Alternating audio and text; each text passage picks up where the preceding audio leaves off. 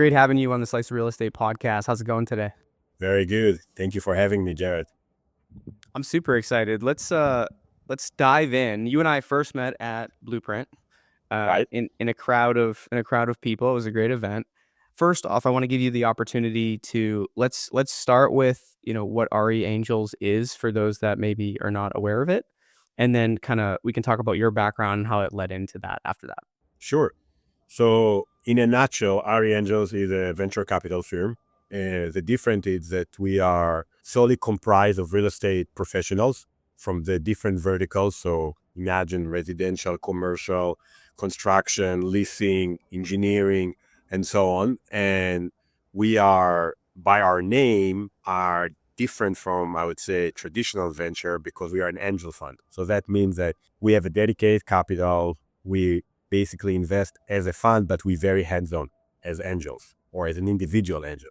But the difference is we invest in you, Jared, for example, then in one click, you have access to the breadth of knowledge of 20 great experts that probably can propel your business, if that makes sense. I like that. It makes a lot of sense. I worked with a firm in the past that had a lot of success in the healthcare space, kind of doing that, where basically you either have like a team of advisors or a team like your LPs would all be like operators in the healthcare space. And I think that model works really, really well, especially for something like real estate, right? Where you want that expertise along with the cash that follows it, right? To help you to build the company that you need to. No, 100%. And actually, I like you said it because I think that what a bit distinguishes us from other similar models within the real estate technology is that all our LP base are operators of real estate. So it's basically the folks that build their companies. So I think there is nothing more valuable as an entrepreneur, as an operator yourself, talking to a fellow operator that kind of like went through all the hardship that you probably gonna go through. And last but not least, I couldn't agree more. Real estate is so convoluted and complex. People very often tend to say, for example, I know you also have a podcast in healthcare, but healthcare is very complex, right? You have the three P's. It's like payer, provider, and patient, but good luck figuring it out in real estate. You have landlord, tenant, asset manager, property manager. You have the regulator. Then you have on top of it the contractor, the subcontractor, the GC, and the list go on and on and on. Yeah, I would say in the early days too, we'll give a shout out to someone else, but publications like Bigger Pocket, like from a residential side of things, right? They were very influential on kind of helping people start to grasp some of the key terms and maybe some of the stress. But that was still mainly residential, right? And there's and you have commercial, and it is very complex. That was part of the reason I wanted to start to do some stuff in real estate. Is obviously different than healthcare, but the pains that of all these different kind of moving parts were still there. So it's like, all right, let's talk to the founders that are building in this space. So how did you give me the kind of the quick version, but how did you what was kind of your path before RE Angels? Yeah. So interestingly enough, I was an owner operator myself and an investor in real estate. So the classic kind of like traditional buying, fixing properties, selling them, but on a very large scale. So, in kind of like the last 10 years, I owned, renovated, I created value and sold over $100 million of properties, different kinds, from traditional multifamilies to commercial buildings developed. And through this journey, while from a financial perspective, it was very rewarding, from a technology perspective, it was very frustrating. And I'm actually even trying to kind of like be PC about it. For me, it was almost like crazy to see how much capital going into the biggest asset class in the world. And yet everything is backwards. Everything is antiquated. Everything is manual. And I kind of like in 2022, when I decided to start RE Angels, I realized that there is a vacuum, especially in the early stage when founders and entrepreneurs kind of like trying to launch their idea. And while there is capital dedicated more in the growth stages and an institutional level, there is some sort of like still mismatch when you're trying to look at the early stages. And I think that the disruption and the values that are going to be created in real estate for the next decade is going to be one for the books, similar to what was happening in the financial sector 15, 20 years ago, right? It's kind of like you read and you kind of like hear about all these like war stories of like veterans who invested very early back then and kind of like rides a wave or roads a wave of kind of like of great technology kind of like disruption of this entire ecosystem. And I kind of like figured I can continue doing real estate, be successful, or I can actually do something very impactful and kind of like leverage on this like great wave of disruption that is coming and probably would be even more rewarding, if that makes sense. So let's talk about, I mean, I know we've had, I think, 2 of your portfolio companies on the past, right? Waltz and Blanket. Let's talk about some of these other companies and, like, what you really look for in someone before you invest in them. Yeah. So first, glad you already had two. It will be my job to introduce you fellow portfolio companies. So we'll have them all. But I think it's a great question. You know, there is no right and wrong. Obviously, every probably venture investor has a different take on it. But mine, first and foremost, is to see that person or that team, so to speak, kind of like in it for the long run. I think startups are not one and done, are not kind of like in real estate. It's not like flipping a quick property. It's a journey. And I think that it's very, very important to see that the founding team understand that. The founding team are very, very tight. And like Blanket, for example, it's a great example. Both Sagi and Leo are just like, they're like best friends, but beyond being best friends, they respect each other very much. And last but not least, I think that it's very important to see that the entrepreneur or entrepreneurs are understand that whatever they think they're starting with, it's not where they're going to end up with. And I'm trying to see that they have this ability to listen, put their ego aside, and change very quickly. Because the cycles of change that's required in startups are very, very, very short, meaning like you don't have a lot of time. Like time is of the essence and capital is running out, and you kind of like live in 2-year increments between every funding round. And the moment you see something doesn't work, you have to change, you have to pivot. So having that mindset, and for me as an investor, trying to see if the person that I'm going to invest in has that is fundamental. So one of the things that really made me wanna get you on, there was a couple factors, right? But one of the things was when I'm talking with your portfolio companies and you at Blueprint, the relationship you all had too. Like, you're laughing, you're talking about problems that, maybe you're seeing in the space, and I love where when that level of collaboration can happen between a VC and founders.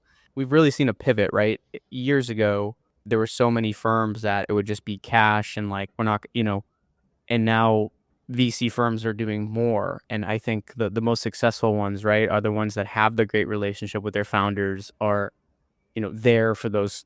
There's tough conversations that have to happen, right, and are supporting. So I love what you're doing. I love the whole vibe I got being around you and your portfolio companies. 2, we'll have to have more, right? As you said, we can't let anyone think there's any favorites here. They were just there at the same time, right? Is what ended up happening. No, and thank you for the kind words. That's so empowering to hear. You know, I hear you. It's like I think it's part of for my personality. I'm just like I like what I do. I really believe in it and passionate about it. And I look for like-minded kind of like folks when I that I'm investing in. It's kind of like to your previous question. It's very important in RE Angels for us, both for the LP, for our investors and the founders, that we all kind of like gonna get along. Because as you said, we're not just writing the check and kind of like see you in 2 years. We're very, very involved. We literally feel like we're part of each company. And a big part of our DNA is this interaction. Like I can say that I think I'm like became a friend, probably personal friend of all the founders I invested in. I don't know how many GPs and VCs will can say it, but I think being entrepreneur, it's a very, very hard. It's kind of like it's sometimes a long journey. I did it in different aspects, meaning I was an entrepreneur in real estate and I know this journey.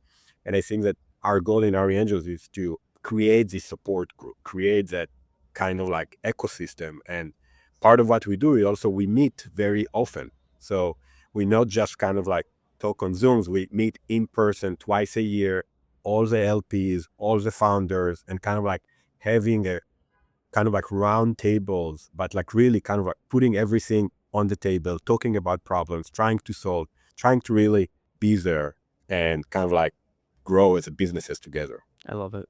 Well, what's some of the let's kind of shift focus to, what are some of the areas of real estate that you're really watching closely right now? Maybe not necessarily that's part of your portfolio today. It could be, Yeah, but would love to hear, and then maybe why you're interested in those spaces right now. sure. I think in a just to give you a in a very high level, so we kind of like broken the real estate technology into three verticals. So we have the prop tech with all technology related to how I manage an existing property. We have the construction technology or the build tech, so to speak, which for me is kind of everything to do with managing the construction side, but also double click on the material and the sustainability and kind of like everything to do with how we approach now probably one of the biggest problems in our lifetime of decarbonizing the world. People often forget, but 40% of the climate change issue is coming from real estate. It's like this is where we need to focus, in my opinion, in our generation. And the third one is kind of like this intersection of real estate and finance. It's interesting, we spoke before, fintech was a big thing, but somehow the entire real estate aspect of it has been sort of forgotten into a degree. But the biggest amount of money flowing in real estate, like you probably heard it before, but more than 10% of world GDP is just people paying rent to each other, like tenants to landlords. It's crazy, and tent is being and rent is being paid still like it's being paid probably in the 1920, like in the 1980s or 1990s. So I think there is a lot of opportunities. Now to your question, I think that there's a lot of buzz now around AI and generative and AI, but when you think about where the real estate aspect of it is obviously data centers. And I think that there's a lot of interesting innovations that coming not necessarily just by owning the data center, but how you operating it, amount of energy it consumes. It's I don't think the world is ready for it. So I think in our engines, we're now exploring this theme very closely of like kind of like figuring out what is the supporting technology that can be assessed around it. Another aspect, obviously, as I said before, is the entire ESG aspect of real estate and kind of like the carbon, footprint that is being created, unfortunately, because of real estate. A company we recently invested in called Tangible Materials. I don't know if you had a chance to encounter them. It's a great idea of basically they created a platform where everybody or GCs or developers can upload basically the construction drawing or their schematics, and their platform is automatically calculates what their embodied carbon footprint will be once the building will be ready, and then kind of like starting to figure out in advance how we are picking the right materials so we meet our goals, either for the regulator or for our institutional investor and so on. But I think the entire material science, it's very interesting. And last but not least, in my opinion, we are facing a huge affordability aspect and issue in the United States and also globally. And the only way to solve it is probably by having a much programmatic approach to construction and into building houses. I think the old ways are kind of like won't be able to sustain the need. Like I think I last read there is 6 million units missing in the United States, and it just keep on growing. So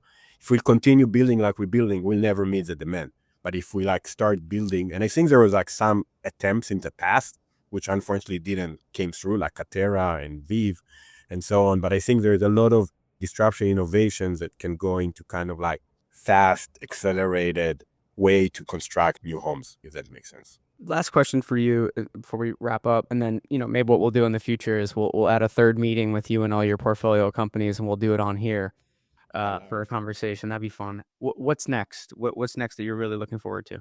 I think obviously now coming after the elections, there is a lot of interesting tailwinds that coming into the real estate sector. I think that we've been going through a few, I would say, tougher years. And also within the kind of like super cycle of real estate technology and in general of tech and tech investment, we kind of like, I feel like, I don't want to jinx it, but kind of like getting out of kind of like a harsher and harder times.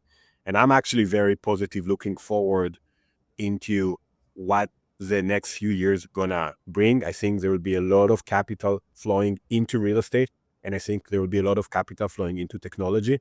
And almost, I think that like this intersection of technology and real estate gonna benefit tremendously. So I would see a massive growth, a massive kind of like value that will be created. And on a personal level, I'm very kind of like excited about what Ari Engine will be able to capture out of all these interesting times, if that makes sense. I love it. I'm looking forward to our second conversation already. This was great. Thank you so much for coming on, sharing some more about what you look for, and just kind of giving us more of a background on RE Angels. Really Of appreciate course. it, and look forward to future conversations. Thanks for having me, Jared.